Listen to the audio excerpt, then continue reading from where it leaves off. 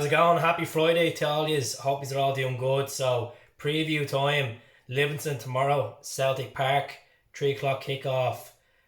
No fans yet again. Obviously, what's going on at the moment. We all know the circumstances. So, Livingston's going to be a tough team. At the moment, they're second, bottom of the table. They recently signed Anthony Stokes for a replacement for London Dykes. They got a draw against Rangers about a month back as well at home, so they always cause trouble against Celtic. Like last season we played them one of the first games of the season away and they beat us. They're a good organised team at the moment. Obviously they're not winning games. They've drawn a couple of games. They only had a couple of victories as well, so at home at Celtic Park it's going to be a hard place to get a result for us, especially with the fans. We're hot and cold so far. Obviously the last game we played at Celtic Park was Motherwell. We won that comfortably. Hamilton we were comfortably won. But we need to learn from what happened on Wednesday night. Wednesday night was one of the worst games I've ever watched of football. I know we got the 3 points, we got over the line, but it was just so boring to watch, you know. Obviously it was nice to see Duffy getting another header, another goal for the club. Then James getting a nice header as well. Then Edouard's penalty was just an absolute shambles. So what I'd say is Edouard has got away with it, scoring for France, then obviously scoring for us with it, but I'd change it around because this is the season where you can't afford to do stuff like that, you know, especially if it's going to cost us. If that was to get the game at 2-1 and we missed that, there would have been massive trouble. Massive trouble. So last time we played Livingston at Celtic Park was back in November last year. We beat the 4-0 anyway. So my prediction for the game, before I call out my squad, I'm going to fancy 2-0 in this one. I think it's going to be tight. It's going to be compressed. There's going to be frustrating times in the game. But second half, I think we'll just comfortably steamroll it. I think this game has gone down to a lot of changes. We need to make a couple of changes in the second half, spark the game up. But I know the ball hasn't been kicked yet, but I can't see Celtic winning games every 4-5-0 every weekend. It's going to be tough. Every team wants to stop us doing 10 in a row. We don't have the fans at home.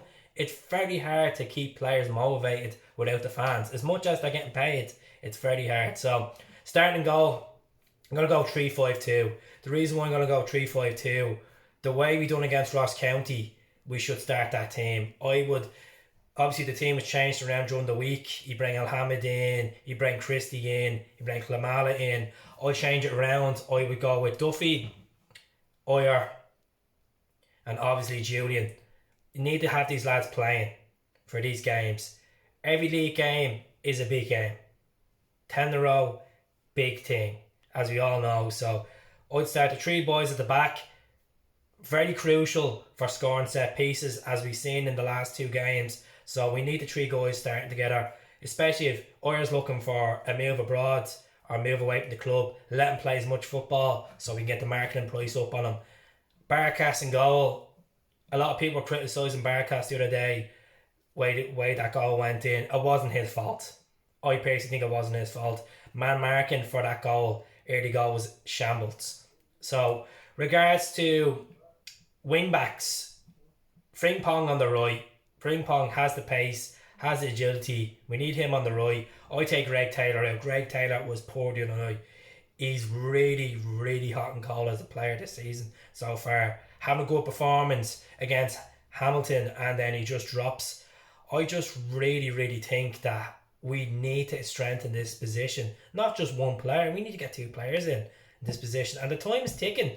It's only 2 weeks away and we're still in talks. We're trying to get Davis in from Preston. Could be getting him on the free transfer at the end of the season if we hold off on it. But we need him. They're looking for 5 million. Pay the 5 million. He's a decent player. I would go for Davis off Preston big time. I know he's been on the radar. So James Forrest, left wing back. It's not his preferred position, but I thought he played against Ross County there. He done quite well, so I'd play him there. You could play Anusi if you want to play him, but I'd start obviously Jamesy in there. Jamesy done well the other night. His goal was good. Overall, on the right wing, there was desperate times where he looked lost. There wasn't enough support from Alhamid, I thought. So that's the reason why I'm not starting Alhamid. I don't think he was attacking wise. He wasn't effective the other night, and I was very surprised because he's been pretty good for Celtic since he's come to the club. Besides the injuries, every time he plays, he looks pretty decent. So midfield, I'll go with Brown. I'll bring the Cham in and McGregor. Put Christie back on the bench. Christie can be effective when he comes off. Nice free kick, corners. I just think this is the game, not for Christie. I just think when I look back to last year when he got sent off against Livingston, that could be still in the back of his mind. You know, he's performed absolutely outstanding since that game for Celtic, you know, that sending off in the Macaroni Stadium. So I'll go with McGregor. I thought McGregor was decent the other night, really good. Box to box was pretty decent. Someone made a point to me the other day that he hasn't been the player under hasn't been the greatest player under Neil Lennon than he was under Rodgers. I think the time goes in football, players form dip and go. He hasn't. What I like to see more from Callum McGregor is leadership. Like, this is a guy, when Scott Brown leaves the club, we're going to be putting eyes on him to be the captain. At the moment, I wouldn't even put him near the top four for captains at the club. As much as he's a fantastic servant, he can ping a ball, he's a great midfielder, leadership skills, not a chance. I'd put Julian in front of him, Duffy definitely in front of him, I'd even put Oyer in front of him. You know, that's how I see it. So McGregor, I can fancy him getting a goal in this one. I really can, definitely. Nacham, he's effective. He can hit one when he's right. He's fast. He wants to move away from Celtic. Give him as much time playing on the pitch. Get the value up. So that's what I think of Nacham. And then I would go with, obviously, the two strikers. I'll take Klamala out.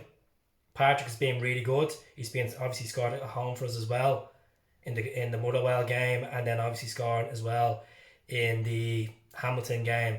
So look at with Klamala, take him out, obviously keep Edward in the squad. No mess ups with penalties, Hodgson. Let him play. He's the MVP. Play with Yeti. Yeti can obviously cause a threat. He's getting sharper and sharper through the games in the last couple of years. Last couple of days, not years. Hopefully be here for a couple of years, you know, hopefully. Overall, I think Livingston are going to be physical and tough, as they always are. We will get over the line. Expect frustration. If we get a goal in the first half, just boss it around, run the legs off them. It could be a walk in the park, but I can't see a walk in the park. 2-0 Celtic. Goals. I'm going to go with McGregor on this one, and I'm going to go with Yeti. As much as I said in the last video, Edward could, a couple of my past think Edward could get 50 goals this season.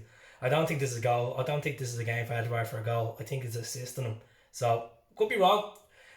The most important thing is, and no matter who scores, the ball goes in the back of the net. We get 3 points and we move on, you know.